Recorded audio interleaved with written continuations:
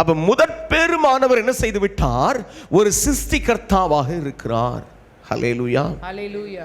அந்த சிருஷ்டிகர்த்தாவாக இருக்கிற தேவன் யார் என்பதை ஒருத்தர் புரிஞ்சுக்கிட்டாங்கன்னா வாழ்க்கையில அவரை தேடுறவங்க கவலைப்பட மாட்டாங்க, பயப்பட மாட்டாங்க, விசுவாசத்தோட பிடிப்பாங்க. அவர் யாருன்னு ஒருத்தர் புரிஞ்சுக்கிட்டா போதும். ஆமென், ஆமென், ஆமென். என் அன்பான தேவ பிள்ளைகளை, நாம எப்படி இருக்கோங்கிறத கொஞ்சம் யோசிச்சு பாருங்க. அதர்சனமான ராஜா அவர் தன்னுடைய குமாரனை அனுப்பினார். பிதாவாகிய தெய்வம் குமாரனை அனுப்பினார். அவர் அவரை போலவே தற்சொரூபம் என்று சொல்லுகிறது. அப்படியே அப்படியே ஜெராக்ஸ் காப்பின்னு சொல்லுவாங்கல்ல, அப்படியே அச்சு அசலா இருக்காங்க ஐயா.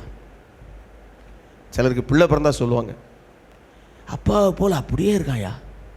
இல்லை, அம்மாவா இல்லையா? தெரியாத மாதிரியே யோசிக்கிறீங்களே, அம்மாவா இல்லையா?